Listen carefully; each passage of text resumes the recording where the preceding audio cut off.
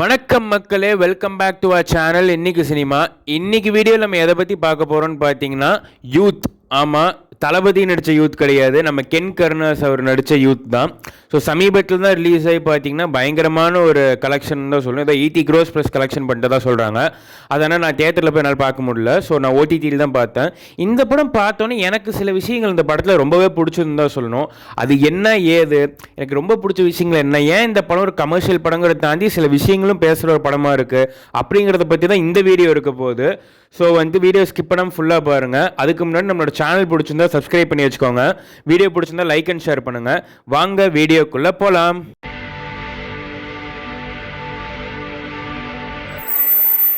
So first எனக்கு இந்த படத்தில் ரொம்பவே பிடிச்ச ஒரு விஷயமா எது இருந்துச்சுன்னு பார்த்தீங்கன்னா அந்த ஒரு நாஸ்டாலஜியா ஃபேக்டர் தான்.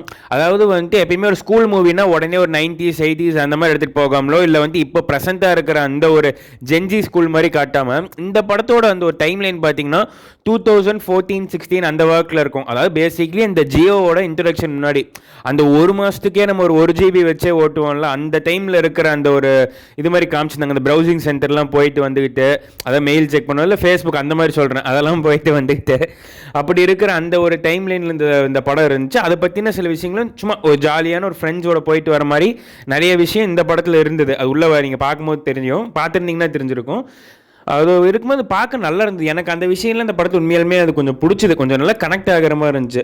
அதோட சேர்த்து இந்த ஸ்கூல் யூனிஃபார்ம், அந்த லஞ்ச் பிரேக்கில் நம்ம லஞ்ச் பாக்ஸ் சாப்பிட்ற மொழி அடுத்த லஞ்ச் பாக்ஸ் கை விட்டு எடுத்து சாப்பிட்றது, ஃப்ரெண்ட்ஸோட ஷேர் பண்ணி எடுத்து சாப்பிட்றது, அதே டைமில் கிளாஸ்லேயே உட்காந்துட்டு வெளியே போகாமல் உட்காந்துட்டு மற்றவங்களை கலாய்க்கிறது, இந்த மாதிரியான விஷயங்கள்லாம் இந்த படத்தில் ரொம்ப சட்டிலாக காமிச்சிருந்தாங்க. பாடி ஷேமிங் அந்த மாதிரிலாம் எதுவும் இல்லை.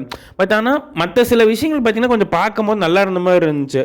குறிப்பாக நம்ம கென் அவரோட கேரக்டர் பேர் பார்த்தீங்கன்னா பிரவீன் இருக்கும். அந்த கேரக்டரோட கேரக்டரைசேஷன் ரொம்பவே நல்லா இருந்த மாதிரி இருந்துச்சு. ஒரு ஜாலியான ஒரு பையன், அதாவது கொஞ்சம் ஜென்சி டச் இருக்கக்கூடிய அந்த ஒரு பையன். ஆனால் அதுக்குன்னு பார்த்தீங்கன்னா அவங்களுக்கு அந்த மாரல்ஸ் எல்லாம் இருந்து கரெக்டாக அவனோட இது என்ன லிமிட்ஸ் என்னன்னு தெரிஞ்சு இருக்கிற ஒரு ஜாலியான ஒரு பையங்கிற மாதிரி இருக்கும். பொறுப்புலாம் இருப்பான், அந்த பையனுக்கு எப்படி பொறுப்பு வருது அந்த மாதிரி ஒரு டிரான்சிஷன்ஸ் மாதிரி நிறைய இருக்கும் அந்த படத்தில்.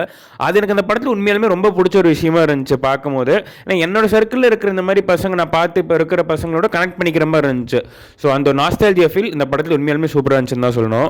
அடுத்து நம்ம ஆக்டர்ஸ், அதாவது இந்த ஒரு எப்படி சொல்கிறது, ஒரு கெமிஸ்ட்ரி அந்த ஆக்டர்ஸ்குள்ளே. ஏன்னா நிறைய அவரோட ஃப்ரெண்ட்ஸே நடிச்சிருக்கிற மாதிரி சொல்கிறாங்க. கென் கருணாஸ் அவரோட ஃப்ரெண்ட்ஸ் தான், இவரோட ஃப்ரெண்ட்ஸும் படத்தில் நடிச்சிருக்கதா சொல்கிறாங்க. அது பார்த்தீங்கன்னா அந்த ஒரு கெமிஸ்ட்ரி ஏதோ என்னைக்கோ ஒரு பார்க்குற ஒரு ஆக்டிங்காக ஒரு சினிமாக்காக மாதிரி இல்லாமல் உண்மையான ஃப்ரெண்ட்ஸாகவே இருக்கிற மாதிரி இருக்கும். அந்த கெமிஸ்ட்ரி ஒரு மாதிரி நல்லா இருக்க மாதிரி இருக்கும். ரொம்ப ரிலேட்டபிளாக ஏதோ பசங்கன்னா எப்படி பேசிப்பாங்க அந்த மாதிரி கொஞ்சம் அது மாதிரி நல்லா இருந்த மாதிரி இருந்துச்சு. கொஞ்சம் கமர்ஷியலாக தான் இருக்கும், மசாலாக இருக்கும், கொஞ்சம் இதாக தான் இருக்கும்.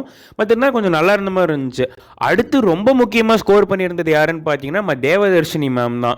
ஏன்னா அவங்கள நம்ம ஒரு காமெடி ரோல்ஸ் நிறையா பார்த்துருப்போம். காஞ்சனா சீரிஸ் ஆகட்டும், இல்லை தொடர்ச்சியாக மற்ற படங்களில் காமெடி சீரிஸ் நம்ம நிறைய பார்த்துருப்போம். இன்னும் குறிப்பாக சொல்லப்போனால் சண்டே கலாட்டா அப்படின்னு சொல்லிட்டு அப்போ முன்ன ஒரு 10-15 years பேக் சன் டிவியில் ஒரு ப்ரோக்ராம் வரும், சண்டேலாம் போடுவாங்க, மதுரமுத்து சார் இவங்களாம் வருவாங்க. எனக்கு அப்போலேருந்தே இவங்க காமெடி இது அந்த ஒரு இது பிடிக்கும். ஆனால் இந்த படத்தில் பார்த்தீங்கன்னா காமெடிக்கு பெருசாக இவங்களுக்கு நிறைய ஸ்கோப் கொடுத்துருக்க மாட்டாங்க. இன்சைட் கொஞ்சம் எமோஷனல் சைடு நிறைய ஃபோக்கஸ் பண்ணியிருப்பாங்க. அது உண்மையாலுமே கொஞ்சம் பார்க்க நல்லா இருந்தது, இவங்க நல்லாவும் பண்ணியிருந்தாங்கன்னு சொல்லணும். அடுத்து அதுக்கு ஈக்குவலி ரொம்ப முக்கியமான ஆளாக பார்த்தீங்கன்னா நம்ம சூரஜ் சார் பண்ணியிருப்பார், மலையாளம் ஆக்டர் நம்ம சூரஜ் சார் பண்ணியிருப்பார். அவர் பார்த்தீங்கன்னா ரொம்ப ஒரு ஸ்ட்ரிக்டான ஃபாதர் மாதிரி வந்திருப்பார். அங்கங்கே அவரோட ஸ்டைலில் ஒரு மாதிரி காமெடி பண்ணுற மாதிரியான சில விஷயங்கள்லாம் இருக்கும். அதுவுமே அவர் ஒரு மாதிரி சட்டிலாக அந்த கேரக்டருக்கு என்னமோ அது மாதிரி நல்லா பண்ணியிருந்தார். ஸோ இவங்களோட பேரிங் இந்த 3 பேர், இந்த அம்மா அப்பா இந்த இது பார்க்கும்போது ஒரு மாதிரி நல்ல, அது எப்படி சொல்கிறது, உண்மையாலுமே ஒரு ஸ்ட்ரிக்டான அப்பா, அதே மாதிரி ரொம்ப பாசமாக ஒரு மாதிரி எமோஷனலாக இருக்கும் ஒரு அம்மா, ஜாலியாக சுற்றுற பையன், இந்த 3மே பார்க்கும்போது கொஞ்சம் ரிலேட்டபிளாக இருந்த மாதிரி இருந்துச்சு. ஓவராலாக ஜென்ரலாகவே ரிலேட்டபிளாக இருந்த மாதிரி இருந்துச்சு. உங்களுக்கும் அதே மாதிரி ரிலேட்டபிளாக இருந்துச்சுன்னு சொல்லிட்டு கமெண்ட்டில் சொல்லிட்டு போங்க. அப்புறம் அடுத்து எனக்கு இந்த படத்தில் உண்மையாலுமே ரொம்ப பிடிச்ச விஷயமா இருந்துச்சுன்னு பார்த்தீங்கன்னா இந்த படத்தில் 3 ஹீரோயின் இருப்பாங்க. 3 ஹீரோயினாக இருந்தது அது எனக்கு பிடிச்ச விஷயம் இல்லை. நான் சொல்ல வருது என்னென்னா, பேசிக்கலி 3 ஹீரோயின்னொடனே பையன் ஒரு மாதிரி பொறுப்புலாம் சுற்றுற ஒரு பையன். அதுவும் நீங்கள் இந்த போஸ்டர்லாம் பார்த்தீங்கன்னா ஏதோ ப்ளே பாய் அந்த ஒரு ரேஞ்சில் இருக்குமோன்னு நினச்சேன். ஆனால் அப்படிலாம் இல்லை, ஒன்று ஒரு டிரான்சிஷன் மாதிரி இருக்கும். அது ஒரு மாதிரி 3 பேருக்குமே அவங்கவுங்க ரோலை ஜஸ்டிஃபைபிளான ஒரு கேரக்டரும் இருக்கும். சும்மா வந்தாங்க போனாங்க அப்படிங்கிற மாதிரிலாம் அவங்க ரோல்லாம் இருக்காது.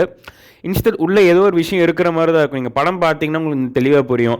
ஃபஸ்ட்டு ஹீரோயினும் செகண்ட் ஹீரோ அந்த ஒரு கிளாஷ் ஆகட்டும், இல்லை அப்புறம் தேர்டு அந்த ஒரு ஹீரோயினாக உள்ளே வரும்போது நம்ம சிறை படத்தில் நடித்த அனுஷ்மா அனில்குமார் நடிச்சிருப்பாங்க.